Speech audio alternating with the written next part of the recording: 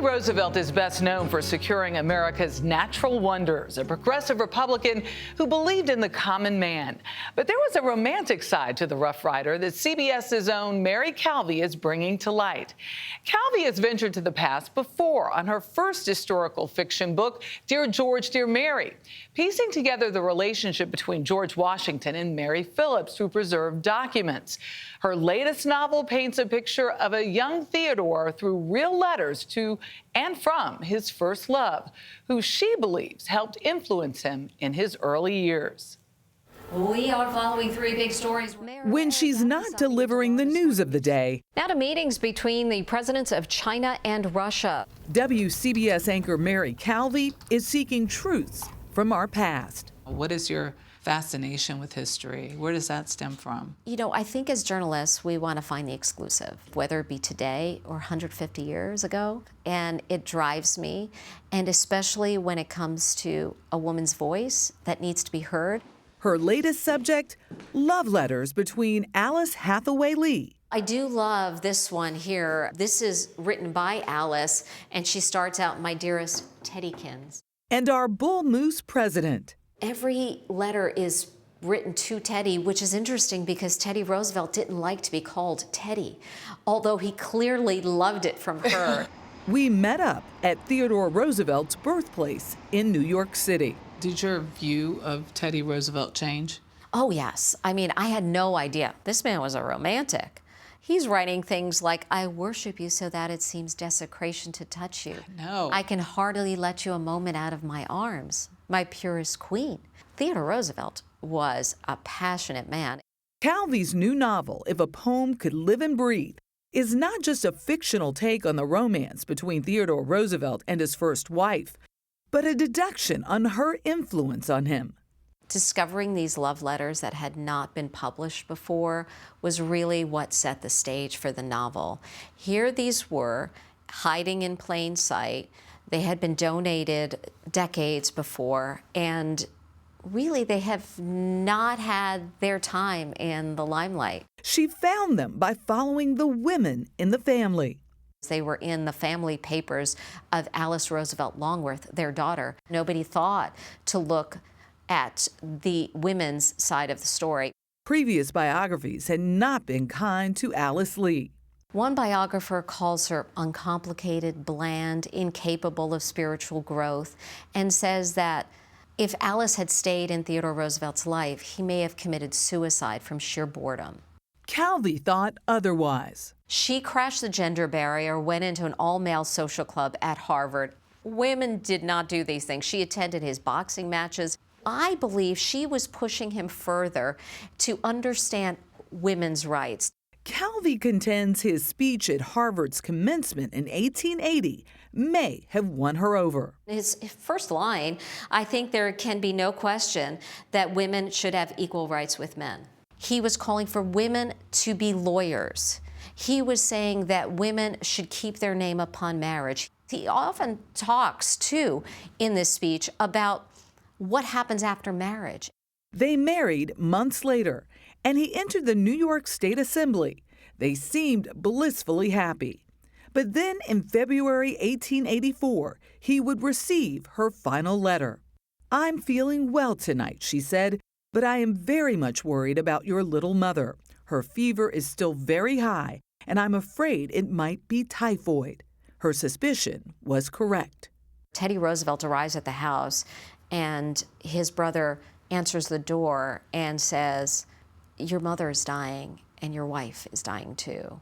And so he rushes in, sees his mother before she takes her last breath, and rushes up to be with his Alice, and she dies in his arms. His 22-year-old wife died of kidney disease on Valentine's Day. She had given birth to their daughter just 2 days before.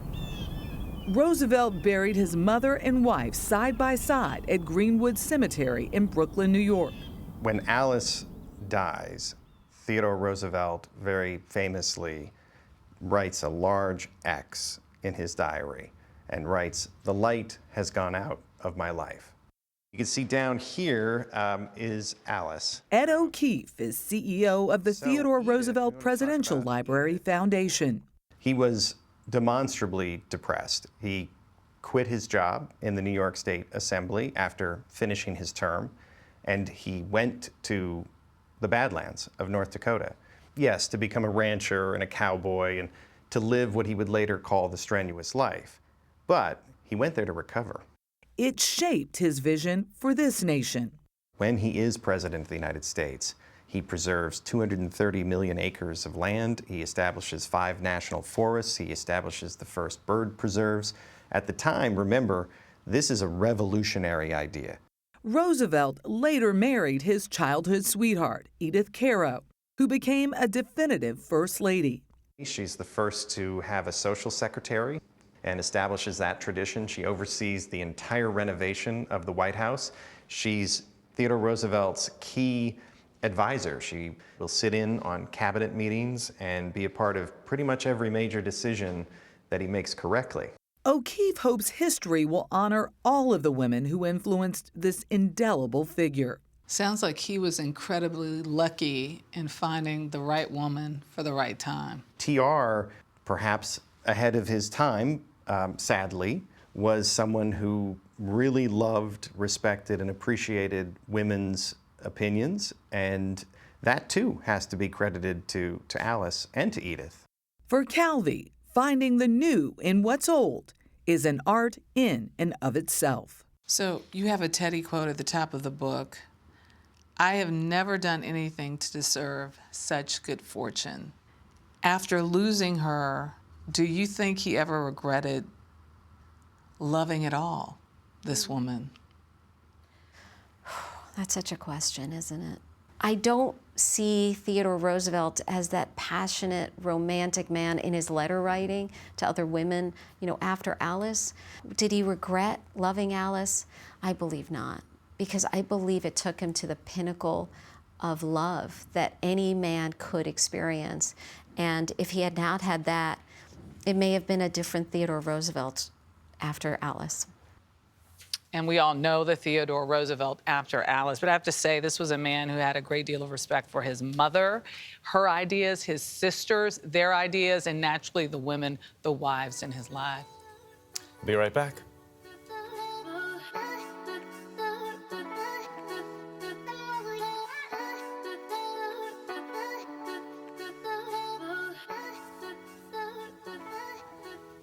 So The Rise of Theodore Roosevelt by the great Edmund Morris is maybe my favorite nonfiction book of all time. Is it really? Yeah, it's an incredible book. I'll have to add Mary's to You must. the list here of Theodore Roosevelt biography. I have because what a life. Well, not just a life. I'm going to go like full romantic here. That letter, darling baby, like that language, the light has gone out in my life, and putting the X in the diary. There's something about somebody who can feel that deeply and express himself in that way that you view everything else. You almost want to go back and review everything else because it puts a different level of emotion. Yeah, no, I tell you, it opened up a whole different side of this man. I haven't read a biography on Teddy Roosevelt before. Theodore Roosevelt.